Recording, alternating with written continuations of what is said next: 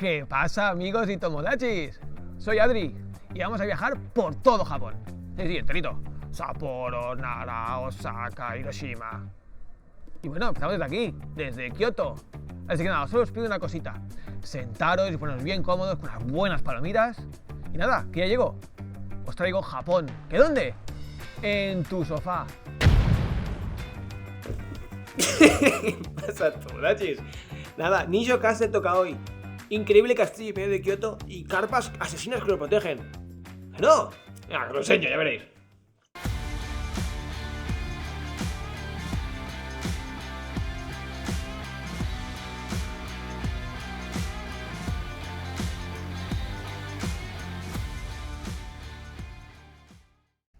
¿Qué pasa, tomodachis?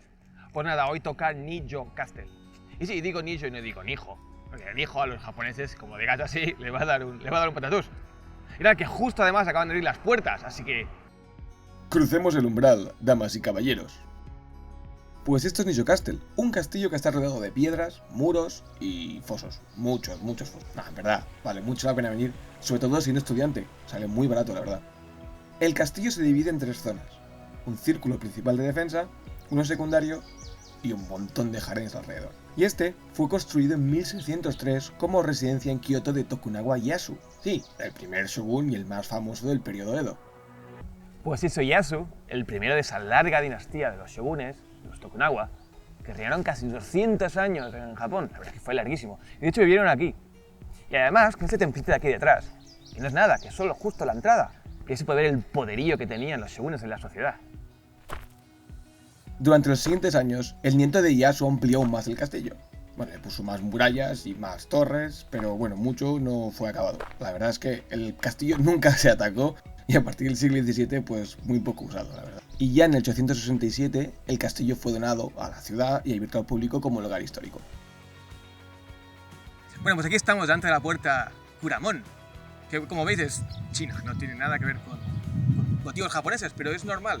De hecho, en la época usaba mucho el concepto chino, la arquitectura china, para demostrar pues, poderío económico, fuerza y sobre todo cultura. Por eso, en la época Edo, incluso antes, usaba este tipo de construcciones. Y como veis, bueno, pues en el techo, esa madera construida es súper complicado. Esto es la antesala al Palacio del Nidomaru, que es el primer palacio donde iremos y os mostraré un poco, pues, si podemos entrar a ver con las cámaras, a ver qué tal, y si no, pues bueno, os explico un poco lo que hay. Nos vemos ahora. Pues esa es la entrada al Palacio Nidomaru, el cual fue designado Patrimonio Mundial de UNESCO en 1994. Este cuenta con más de 5 edificios, los cuales hay más de 33 habitaciones y 800 tatamis. Sí, el suelo está muy tatamizado.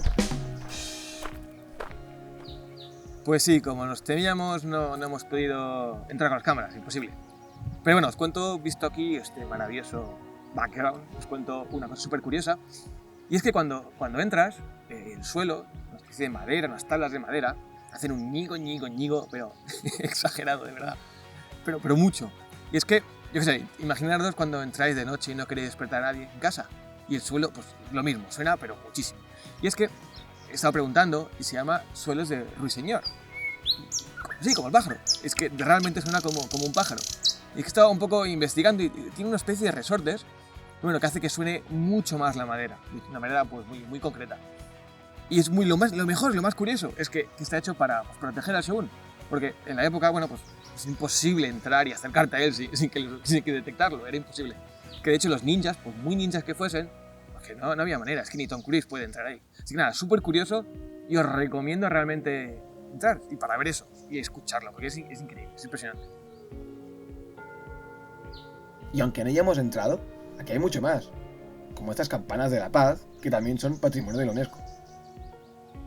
Están en el patio que nos lleva hacia los jardines. ¿Qué digo jardines? Jardinacos.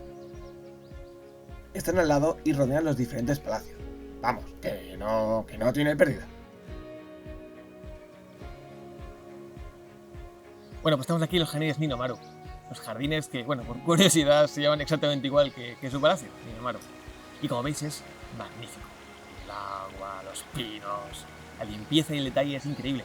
Bueno, es que de hecho no hay ni una sola hoja que se salga de su sitio.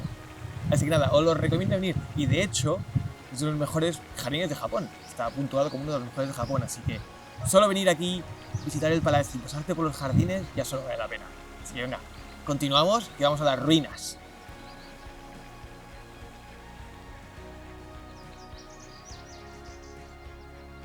Bueno, pues nada, solo simplemente para orientaros, estamos por aquí y ahora cruzamos el puente y vamos para las ruinas que ahora os cuento. Y os enseño también un poco los jardines, también que hay unos jardines y unos árboles magníficos.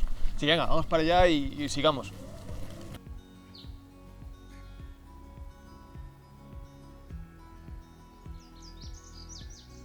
Bueno, ruinas tampoco, que esto es Japón. Estamos aquí arriba en las ruinas. Bueno, arriba, porque hace un fresco que pela, aquí aprovechando la temperatura buenísima de Kioto. Y nada, aquí alrededor es precioso, hay que venir aquí arriba y ver las vistas. Un gran foso pues que rodea todo el recinto, árboles, ahora con el Momiji es maravilloso. Y nada, y esto es unas ruinas porque en el siglo XVIII hubo un montón de incendios en esta zona. Bueno, en Kioto en general, bueno, en Japón en general un montón de cosas, internas y externas. Pues destrozaron un montón de palacetes y esta torre, la torre del homenaje. Desde aquí arriba podemos ver el Palacio Honmaru, que tras la caída del shogunato se trasladó aquí como residencia imperial. Es enorme. Digo, que tiene más de 20.000 metros cuadrados.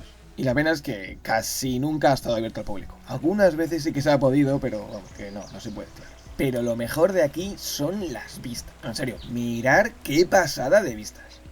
¿Y qué me decís de esos fosos tamaño dinosaurio? Que sí, que yo estoy seguro que al menos cocodrilos tenían.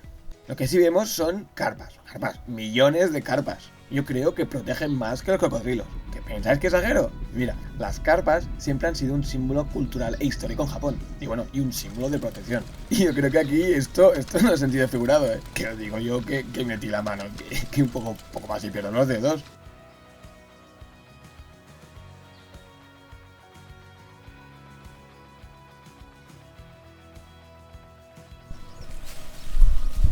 Además, aquí alrededor del castillo, hay plantados más de 400 tipos de cerezos.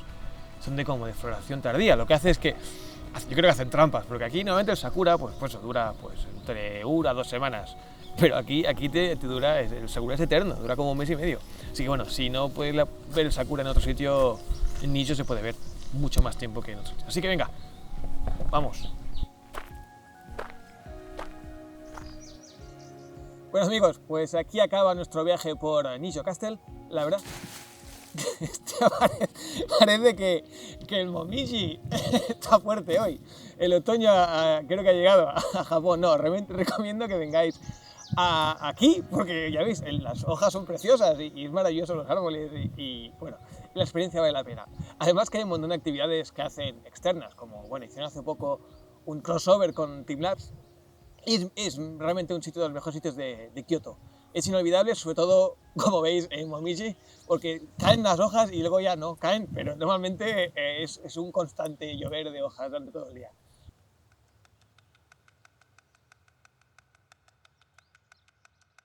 Bueno, que os dejo. Que sí, que como habéis visto, las carpas tienen mucha mala leche y no puedo hacer mucho ruido, que si no me echan de aquí. Que nada, amigos, que nos vemos la semana que viene en Japón, en Tosafa. Bueno, espero veros, porque yo no sé cómo va a acabar esto. Un abrazo, amigos.